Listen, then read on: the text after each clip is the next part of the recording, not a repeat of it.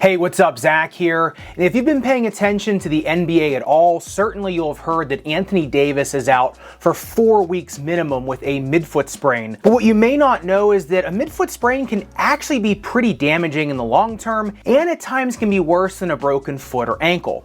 Let me explain. Now, the reason these injuries can get so bad is that your midfoot is actually made up of a few varieties of joints that are responsible for holding your arch in place and giving your foot its mechanical advantage, with a mix of a saddle-shaped joint, a half-moon-shaped joint, but it's primarily made up of what we call planar joints, which are also some of the trickiest to heal when sprained. A planar joint is made from two almost parallel bones that only really moves in one direction. When the ligaments holding them in place stretch or tear, that leads to abnormal excessive motion through a joint that just can't handle that type of demand. So now, instead of these two bones gliding up and down parallel to each other, now one bone is slightly offset, and that begins wearing down cartilage. And this is the first step to an arthritic joint. Now, this is bad enough on its own, right? Well, not only can this ligament damage lead to grinding joints, but it can also lead to your arch beginning to sag or fall. Because remember, your arch is held up by a few things: the plantar fascia, which is that giant ligament on the bottom of your foot, the tendons that cross the arch, and these tiny ligaments that hold the arch up by this mesh network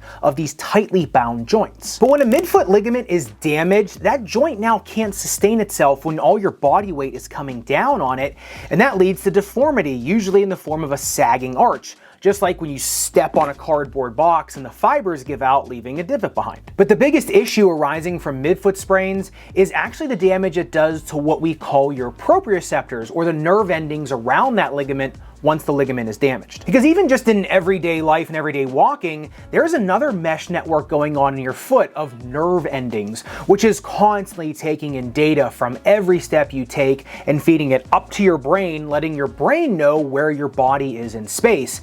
And that's why we don't fall over with each step we take. And this is even more important in high-level athletics, where this mesh network of nerves contributes to what we call muscle memory, which is what allows elite athletes to use their body in these unbelievably interesting ways and compete at such high levels. But since a lot of these proprioceptors, little nerve endings, are integrated in that mesh network of ligaments in your foot, when one is damaged, it is very easy to lose all of that data and feedback that ligament is giving you, which then can lead to sloppy footwork and, more importantly, repeat injuries, because your body just hasn't built back that mesh network like it was before, and now your brain isn't quite sure exactly where your body is in space.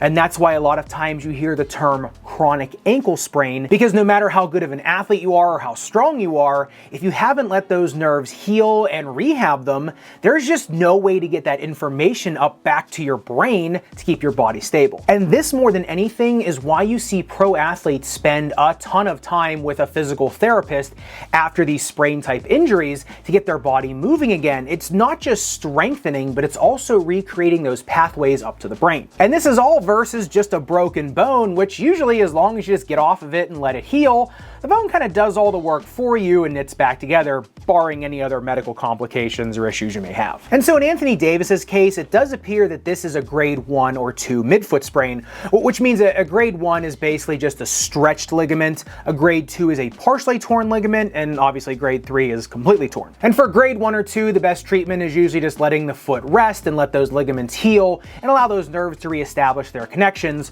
followed by rehabbing with the physical therapist under, guided supervision with increased intensity. And when he finally does get back to really full weight-bearing activity and getting back onto court, a pretty stiff orthotic with a lateral flange built into the orthotic usually really helps in transferring all that force and weight from the ground, bypassing the bottom of your foot and then up into your leg. It also really shields that arch from kind of further damage. And at least in my experience, I've found with grade 1 or 2 sprains, as long as you take the appropriate amount of time off and rehab the foot appropriately, these injuries usually don't lead to many of those potential really bad long-term complications.